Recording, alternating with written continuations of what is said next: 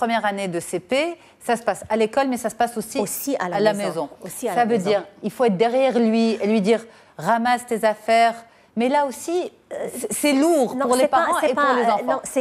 Comment, justement, comment on s'y prend? Au fait, quand je dis l'accompagner, ce n'est pas faire à sa place, en même temps ne pas lui donner des ordres, mais faire avec lui. D'accord. On va faire ensemble. OK. On va faire ensemble. On va ranger le cartable ensemble. OK. Et là, je suis là, pas dans l'idée que je suis derrière lui pour le surveiller, mais je suis là pour l'accompagner, pour l'encourager, pour le féliciter, pour qu'il ait plus confiance en lui, pour qu'il se sente plus responsable, qu'il se sente important. Donc, au lieu de lui dire, va ranger ton cartable, on pourrait lui dire, allez, on y va, on range le cartable. Alors, par quoi tu veux commencer? OK. De quoi as-tu besoin demain? Bien sûr, au CP, ça m'étonne qu'il ait un agenda où ils écrivent. Donc, parfois, c'est la maîtresse qui écrit pour les enfants du CP. Et donc, je peux lire pour lui s'il n'a pas encore... appris à bien lire. Voilà, appris à bien lire. Voilà, donc demain, tu auras besoin de ton livre de lecture. Il est où ton livre de lecture? Voilà. Ramène-le, mets-le dans... Donc, je l'accompagne. Je l'accompagne. Je fais rien à sa place, mais je suis avec lui.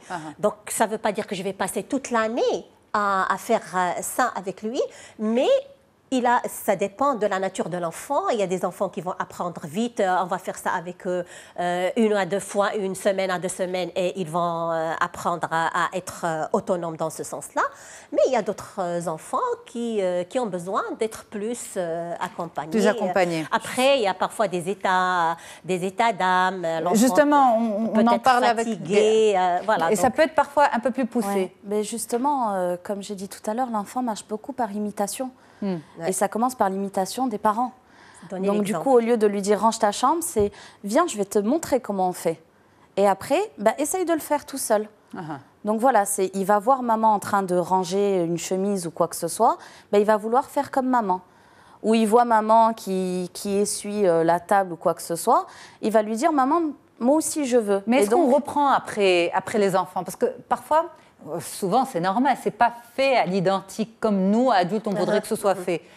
Alors, justement, plier un pull, on le déshabille le soir pour mettre le pyjama notamment, et il nous voit, nous, ranger nos affaires. Alors lui, il essaie de nous imiter aussi. Et il va les plier à sa manière, son petit pull.